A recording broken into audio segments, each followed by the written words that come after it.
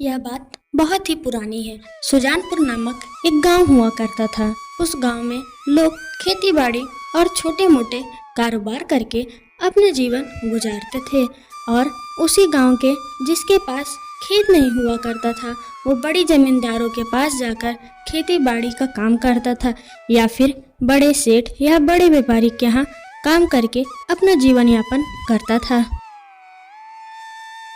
इसी गांव में गिरधारी लाल नाम का एक जमींदार रहा करता था, जो बहुत ही बुद्धिमान और लालची था। वो गांव के लोगों को ब्याज पर पैसा दिया करता था। तो जो व्यक्ति समय पर पैसा न दे पाए तो वह उस व्यक्ति को 3 गुनी ज्यादा ब्याज लिया करता था। इसी गांव में सुंदर नाम का लड़का रहा करता था, जो बहुत ही गरीब और लाचार था। उसके पास कोई भी खेत नहीं था, इसलिए वह जमींदार गिरधारी लाल के यहाँ काम करता था। सुंदर बहुत ही सीधा लड़का था। उसके घर में उसके माता पिता, एक छोटी सी बेटी एवं उसकी बीवी रहा करती थी। सुंदर अपनी पत्नी से कहता है, सुनो, मुझे बहुत तेज भूख लगी है, जल्दी मुझे कुछ खाने को दे दो। जमींदार के यहाँ मुझे जाना भी तो है, अगर थोड़ा सा भी विलम्ब हो गया तो जमींदार मेरी जान ले लेगा।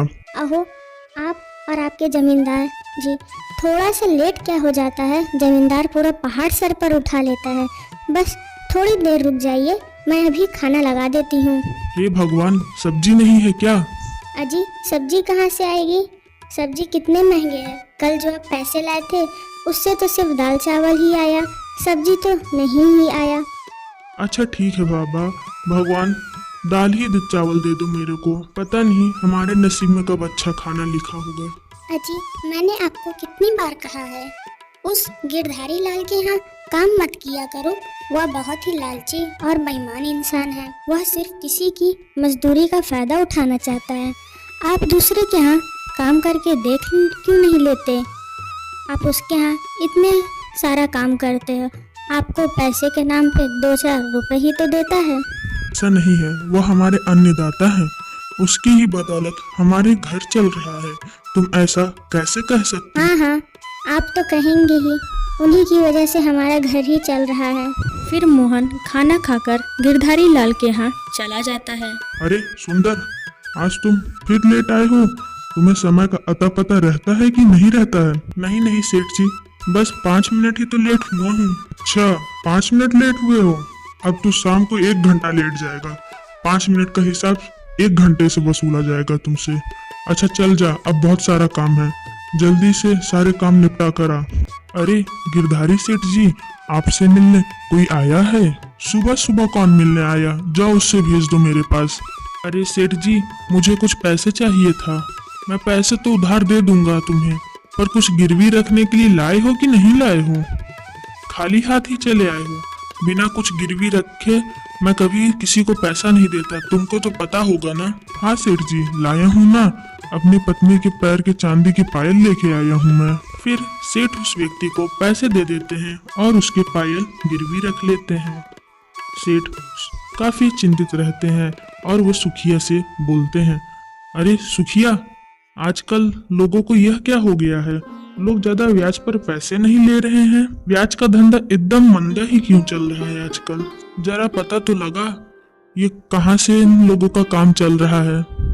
सुखिया सेठ से बोलता है, सेठ जी, मैंने सुना है कि कोई गांव में नया व्यक्ति आया है जो लोगों को कम ब्याज पे पैसे दे रहा है, और मैंने तो सुना है वो बहुत अमीर है, जिसकी वजह से उसकी पूरे गांव में चर्चा हो रही है। आजकल उसी के पैसे से उधार ले रहे हैं। अच्छा, तो यह बात है, वह इतना बड़ा धनी हो गया है कि बिना कुछ गिरवी रखे हुए पैसे दे रहा है। लगता है इससे तो हमें मुलाकात करनी ही होगी। फिर गिरधारी लाल सनी राम के घर जाता है और कहता है। फिर गिरधारी लाल सनी राम से बोलता है, और भाई सनी राम, क्या हाल चाल है? मेरा तो सब ठीक है, तुम बताओ गिरधारी लाल, तुम कैसे हो? तुम्हारा काम धंधा कैसे चल रहा है? मेरा तो सब ठीक है। मैंने तो सुना है कि तुम कम ब्याज में सबको पैसे बांट रहे हो बिना कुछ गिरवी रखे। हाँ भाई, मैं तो लोगों को कम ब्याज पे पैसे दे देता हूँ और कुछ गिरवी भी नहीं लेता हूँ। इन गरीब लोगों से ज्यादा ब्याज लेकर क्या ही मिलेगा।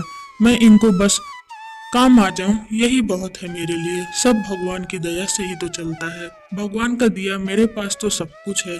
गिरधारी लाल, मुझे और क्या चाहिए? अरे सनीराम, तुम बहुत बड़ी गलती कर रहे हो। तुम इतने कम ब्याज पर पैसे देकर इनका भाव बढ़ा दे रहे हो। देख लेना, एक दिन तुम्हारे सर पर आकर चढ़ेंगे। तुम इन गांव वालों को अच्छी तरह से जानते नहीं हो। यह देखने में बहुत ही ज्यादा सीधे साधे हैं, परंतु इनके अंदर एक बड़े राक्षस छुपे हुए हैं। मैं तो कहता हूँ हम दोनों मिलकर ज्यादा से ज्यादा ब्याज लगाकर पैसा ले लेते हैं और इनका सारा कुछ हड़प लेते हैं, तभी यह मानेंगे। अरे भाई गिरधारी लाल, तुम ये सब बातें क्यों कर रहे हो? यह भोले भाले लोग आखिर क्या ही बिगाड़ेंगे हमारा। मैं तो कहता हूँ कि तुम भी मेरे तरह कम ब्याज पे पैसा दिया करो। इनकी भी मदद हो जाएगी और तुम्हें भी पुण्य मिल जाएगा। नहीं सनीराम, मैं अपने वसूलों के खिलाफ कभी नहीं जा सकता। तुम्हें पुण्य कमाना है तो तुम पुण्य कमाओ। यह कहकर गिरधारी लाल सनीराम के घर से चला जाता है। सनीराम अपने घर में अपनी बीवी के साथ रहता है। उसके बच्चे विदेश में अपनी पढ़ाई करने हुए गए रहते हैं। अब इधर गिरधारी लाल भी घर आकर सनीराम के बारे में सोच रहा होता है। का इतना बड़ा घर है, कितने पैसे होंगे इसके घर में? ऐसा सोचकर गिरधारी लाल उसी रात सनीराम के घर की ओर चोरी करने चला जाता है। वो रात के अंधेरे में सुंदर के घर आकर उसके कपड़े पहन लेता है और सनीराम की घर चोरी भी कर लेता है। मुझे ऐसे कपड़े में अगर कोई देखा भी होगा चोरी करते, वो तो यही सोचेगा कि ये तो सुंदर ही है। दूसरी सुबह जब सनीराम के आंखें खुलती है तो वह देखता है कि उसकी पत्नी बिलख बिलख के रो रही थी और उसकी नज़र जब तिजोरी पर पड़ी तो वह दंग रह गया। हे भगवान, हमारे घर में चोरी हो गई। इतने कम वक्त में कौन हमारे घर से सारे जेवर ले गया? और थोड़ी देर बाद में सनीराम के घर पुलिस आ जाती है। फिर सनीराम पुलिस को सारी बातें बताता है। पुलिस ने गांव में जाकर लोगों से पूछताछ की, पर चोर का कुछ अता पता नहीं चला। पुलिस सनीराम के घर आता है। हम जल्द ही जल्द चोर को पकड़ने के लिए पूरी कोशिश करेंगे, आप परेशान ना होइए। हम अभी अपनी जांच पड़ताल जारी कर रखे हैं। ऐसा कहकर पुलिस वहां से जा रही थी, तभी पुलिस की नजर सीसीटीवी कैमरे की ओर पड़ी। यह क्या है सेठ जी? यह सीसीटीवी कैमरा है। यह मेरा बेटा लगाया था। वही 10 दिन पहले लगाकर गया और कह रहा था, बापू शहर में सबके घर में कैमरा लगा होता है, हमारे घर में भी कैमरा रहना चाहिए। अरे सेठ जी, आप पहले क्यों नहीं बताए थे? हम तो बहुत पहले ही चोर को पकड़ लेते। तब तो अगर आप सीसीटीवी कैमरे की जानकारी पहले दे दिए हो तो इतनी समस्या ही नहीं होती। और रही बात, सीसीटीवी कैमरा 10 दिन पहले लगा था और चोरी 1 हफ्ते पहले हुई थी। इससे तो हम जल्द ही पता कर लेंगे कि असली चोर कौन है। फिर पुलिस कैमरे की ओर देखता है और कहता है, अरे ये तो सुंदर है, रुको मैं भी पकड़ के लाता हूँ। क्यों रे सुंदर, तूने सनीराम के घर पर चोरी की है? अब जल्दी से बता, सारे गहने और पैसे कहाँ रखे हैं? पर सर जी, मेरे पास तो कोई जेवर और गहने नहीं है और ना ही पैसे। मैं सच कह रहा हूँ कि मैंने कोई चोरी नहीं की है। अरे हवलदार, यह ऐसे सच नहीं बोलेगा, ले चलो इसको थाने। ये वहीं पर सच बोलेगा। जब इसके पीठ पर 2-4 डंडे पड़ेंगे ना, तो खुद ही खुद सच बाहर निकल आ जाएगा। अब इधर पुलिस सुंदर को जेल में बंद कर देती है। उधर उसके घर पे बहुत ही ज्यादा सब परेशान हो जाते हैं। अचानक यह क्या हो गया?